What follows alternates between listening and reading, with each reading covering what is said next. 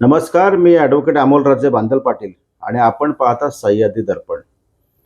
खोपोली सार्वत्रिक निवडणुकीचा निकाल 21 तारखेला लागतोय. आता दिवस जवळ आलेले आहेत. पण तो निकालाच्या पार्श्वभूमीवर निकाल जो लागेल तो लागेल. परंतु त्या निकालाच्या पार्श्वभूमीवर जो कोण नगराध्यक्ष होणार आहे त्याच्यावर प्रचंड अशा मोठ्या जबाबदाऱ्या येणार आहेत. कारण अलीकडे निवडणूक पार पडत असताना उमेदवारांना थेट नगराध्यक्ष पदाचे उमेदवार कुलदीपक शेंडे आणि सुनील पाटील यांनी जी काही आश्वासनं खोपोलीकरांना दिलेली आहेत, जे काही जाहीरनामे वचननामे प्रकट केलेले आहेत, प्रसिद्ध केलेले आहेत आणि जी काही मुलाखतींमधून, वृत्तपत्रातून, बातम्यांमधून किंवा भाषणामधून, सभेमधून जी काही मतदारांना आश्वासनं दिलेली आहेत, ती आश्वासनं ह्या लोकांना पाळायला लागतील. नगराध्यक्षाची माळ कोणाच्या गळ्यात पडणार हा महत्त्वाचा मुद्दा किंवा सगळ्यांच्या नजरा जरी असल्या तरी कुलदीपक शेंडे किंवा सुनील पाटील ह्या दोघांपैकी कोणतरी एक नगराध्यक्ष होईल अशी आशा आपण बाळगूया. पण ही आशा बाळगत असताना खोपोलीचा सर्वांगीण विकासाची जबाबदारी ह्या लोकांनी घेतलेली आहे. नगरपालिकेच्या निवडणुकीच्या पार्श्वभूमीवर ज्या काही सभा झाल्या, राजकीय सभा झाल्या, ह्या सभेच्या वेळी खासदार सुनील तटकरे राष्ट्रवादी काँग्रेस पक्षाचे प्रदेशाध्यक्ष ते आहेत, ते असतील, उदयजी सामंत असतील उद्योगमंत्री शिवसेनेचे, विद्यमान आमदार महेंद्र थोरवे असतील किंवा राष्ट्रवादी काँग्रेस पक्षाचे सुधाकर शेठ घारे, कुलदीपक शेंडे उमेदवार आणि सुनील पाटील उमेदवार किंवा अन्य उमेदवार, ह्या सगळ्यांनी खोपोलीच्या सर्वांगीण विकासासाठी मोठी जबाबदारी त्यावेळी आपल्या भाषणातून बोलून दाखवली.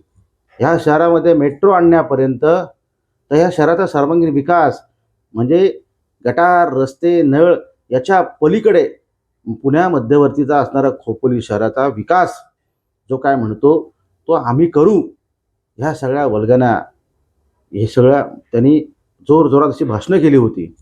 आरोप एकीकडे करत असताना विकासाच्या मुद्द्यावर मोठा जोर लावला, सर्वांनी जोर लावला होता. मग महिलांसाठी काय करणार, तरुणांसाठी काय करणार, खेळाडूंसाठी काय करणार, कामगारांसाठी काय करणार, इथला जो कर्मचारी आहे त्याच्यासाठी काय करणार, वेगवेगळ्या प्रभागात काय काय व्हायला पाहिजे, शहराचं सौंदर्यीकरणात कशी भर पडली पाहिजे, इथला जो विद्यार्थी आहे त्याच्यासाठी काय करणार, खोपोली मध्यवर्ती शहर असल्याकारणाने इथली डेव्हलपमेंट कशा प्रकारे आगामी काळात होऊ शकते. नवी मुंबईचं येणारं म्हणजे जे काय एअरपोर्ट आहे त्याच्यानंतर हा भाग जवळ आहे खोपोली, खालापूर, आणि आपलं इथली कनेक्टिव्हिटी वाढण्यासाठी रेल्वेच्या फेऱ्या वाढल्या पाहिजेत, मेट्रो आली पाहिजे.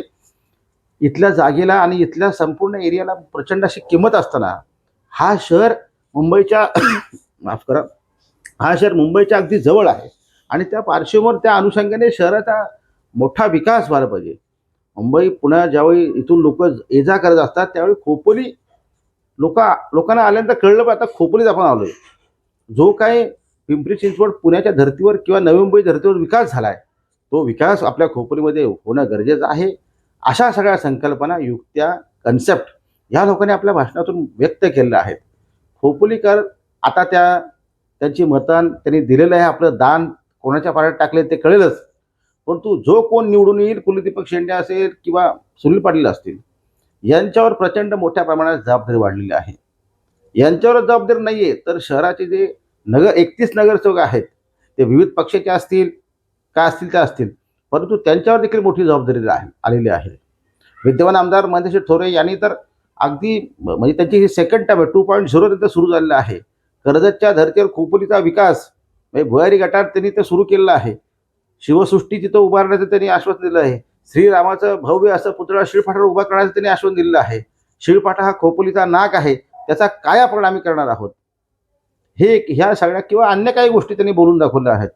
कुलदीपक शेंडे यांनी देखील खोपोलीचं प्रचंड असं व्हिजन आपल्या शिक्षित डोक्यातून मांडलेलं आहे.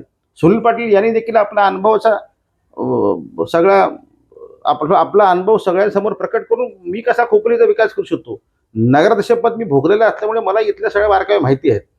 मग राष्ट्रवादी काँग्रेस पक्ष असेल, शिवसेना असेल किंवा भाजप असेल किंवा अन्य काही लोक असतील, ह्या सगळ्यांवर आता जबाबदारी आलेली आहे की शहराचा विकास तुमच्या हातून आता होणं गरजेचं आहे. नाहीतर मग निवडणुका येत जातील, परंतु शहराचा विकास कुठेतरी जो रखडलेला आहे, जो प्रलंबित आहे, तो थांबलेला आहे. खोपोली शहराचा बॅकलॉग हा भरला गेला पाहिजे. त्या अनुषंगाने तुम्हाला आगामी काळात काम करावं लागणार आहे. नगराध्यक्ष जो कोण होईल ते होईलच, खोपोलीकर त्याला योग्य माणूस नक्की निवडतील. परंतु आता मात्र जबाबदारी ह्या लोकांची वाढणार आहे.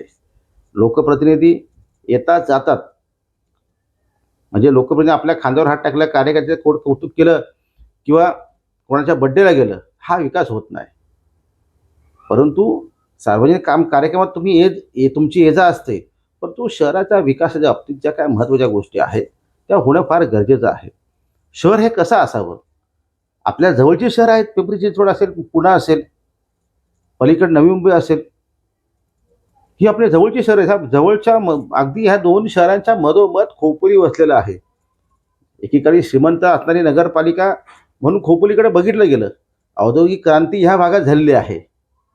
खोपोली शहर हे कामगारांचं शहर, खोपोली शहर हे पेन्शन अशा सगळ्या लोकांचं शहर, विविध जाती धर्माचे कॉस्मोपॉलिटन इथं हा शहर म्हणून ओळखलं जातं.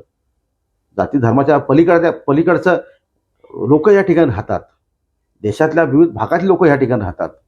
खोपोली हे सेकंड होम नाही तर आपलं फर्स्ट होमसाठी खोपोलीकडे लोक बघतात. बाहेरून लोंढ्याच्या लोंढे खोपोलीमध्ये रेल्वेच्या माध्यमातून असतील किंवा कामगाराच्या माध्यमातून असतील, रोजच्या रोज आढळत आहेत. आज ग्रामीण भागात ज्या काही इंडस्ट्री आहे तिथला सगळा मोठ्या प्रमाणात जो अधिकारी वर्ग असेल किंवा चांगला पगारदार नोकरदार वर्ग असेल, शासकीय कर्मचारी वर्ग असेल, हा सगळा खोपोली प्रेफर करतो, खोपोलीत राहतो. आपल्याला सुखसुविधा मिळायला पाहिजे. मग ह्या शहराची डेव्हलपमेंट ही त्या धर्तीवर होणं गरजेचं आहे. आज शहराच्या जो ट्रॅफिकची जी समस्या आहे किंवा शहराचा एकूण काही भागात बकालपण आहे, हे सगळं मिटलं पाहिजे. आज मुरबाड, मी माझ्या इंटरव्ह्यूमध्ये म्हटलं होतं एका की मुरबाडसारखा छोटा शहर आहे पण त्या ठिकाणी फ्लायओव्हर आहे.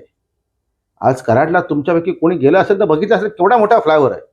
मग कराडला होऊ शकतं, पश्चिम महाराष्ट्रात होऊ शकतं, बारामतीत होऊ शकतं, पलीकडे पिंपरी चिंचवड नवी मुंबईत होऊ शकतं, तर आपली तर का होऊ शकत नाही? मुरबाडला होऊ शकतं, आपली तर का होऊ शकत नाही? ह्या गोष्टी व्हायला पाहिजेत. थोडी नाराजी घ्यायला लागेल, परंतु विकास करत असताना ह्या सगळ्या गोष्टी कठोर निर्णय तुम्हाला आता उद्या काळात घ्यावे लागतील. आणि हे विद्यमान जे सरकार आहे ते विकासाच्या बाबतीत डबल इंजिन स्वतःला समजतं म्हणतं, तर ते नक्कीच खोपोलीकडे लक्ष देतील अशी आशा खोपोलीकरांना आहे. उद्या काळात शिवसेनेचा नगराध्यक्ष झालं काय, राष्ट्रवादी काँग्रेस पक्षात जरी झालं काय, तरी हे दोन्ही नगराध्यक्ष हे महायुतीचे एक घटक पक्ष आहेत. दोघांचे उपमुख्यमंत्री राज्यामध्ये सत्तेमध्ये आहेत. हे दोन्ही पक्ष सत्तेमधले आहेत. त्याच्यामुळे तुम्ही जबाबदारी टाळू शकणार नाहीत. ज्या विश्वासाने खोपोलीकरांनी तुम्हाला स्वीकारलं, ज्या विश्वासाने खोपोलीकरांनी तुम्हाला इतकं भरभरून अगदी 69% पुढे मतदान झालेलं आहे, त्या अनुषंगाने खोपोलीकरांना किती उत्सुकता आहे आपल्या शहराच्या बाबतीत. तर हे सगळं आता मतदारांचं काम योग्य केलेलं आहे. परंतु आता जी जबाबदारी आहे ती होणाऱ्या नगराध्यक्ष नगरसेवक यांच्यावर येऊन ठेपलेली आहे.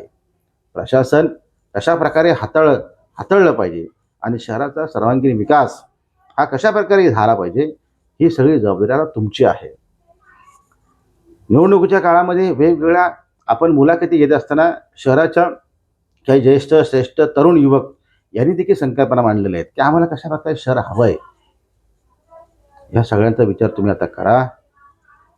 नगराध्यक्ष ज्याला होईल, जो कोण होईल त्याला शुभेच्छा आहेत. परंतु खोपोलीकरांच्या ज्या काही आशा आकांक्षा आहेत आणि तुम्ही दिलेले जे काही शब्द आहेत, वचनबद्ध जे शब्द म्हणतो आपण त्याला, जाहीरनाम्यातून त्याची पूर्तता करावी, इतकीच काय ती आजच्या व्हिडिओ बनवण्याची हेतू. कळलं? धन्यवाद.